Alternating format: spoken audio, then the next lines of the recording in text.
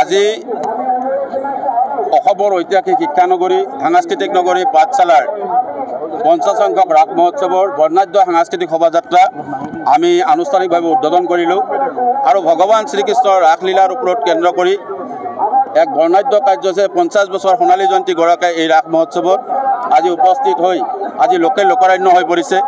অসমৰ আধ্যাত্মিক যিটো ব্যৱস্থা বা ভাৰতীয় সনাতন সংস্কৃতিৰ যি আধ্যাত্মিক ব্যৱস্থা সমগ্ৰ শোভাযাত্ৰাটোত প্ৰতিফলিত কৰিবলৈ সক্ষম হৈছে আৰু আহি ইয়াত এটা এনেকুৱা অনুভৱ হৈছে যে অসমৰ আধ্যাত্মিক আৰু সাংস্কৃতিৰ যি প্ৰাণকেন্দ্ৰ পাঠশালা তাক সম্পূৰ্ণৰূপে প্ৰতিফলিত কৰিবলৈ সক্ষম হৈছে। আমি ৰাস উদযাপন সমিতিৰ সমূহ বিষয়ববীয়ালৈ আন্তৰিক ভক্তিভৰা অভিনন্দন আৰু সেৱা জ্ঞাপন কৰিছোঁ আৰু সমগ্ৰ পাঠশালা বজালীবাসী ৰাইজলৈ ৰাসৰ আমি আন্তৰিক শুভেচ্ছা জ্ঞাপন কৰিছোঁ।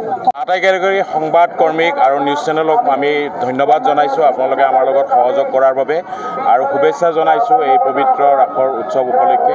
আজি পাঠশালাৰ বিশাল যি সাংস্কৃতিক শোভাযাত্ৰা সোণালী জয়ন্তী বৰ্ষ উপলক্ষে অনুষ্ঠিত হৈছে। ইয়াত আপোনালোকে প্ৰত্যক্ষ কৰিব যে শ্ৰীকৃষ্ণৰ যি মাহাত্ম্য বিভিন্ন দশাৱতাৰকে ইত্যাদি কৰি কৃষ্ণৰ বিভিন্ন ৰূপ লগতে বজালীৰ যিখিনি সৃষ্টি লোককৃষ্টি এই সকলোখিনি আপোনালোকে দেখিবলৈ পাব। আমি আপোনালোকৰ থ্ৰুৱেদি সমগ্ৰ অসমবাসী তথা বজালীবাসীক আহ্বান জনাইছোঁ এই শোভাযাত্ৰাটিত সক্ৰিয়ভাৱে সহায় সহযোগ কৰাৰ বাবে। ধন্যবাদ।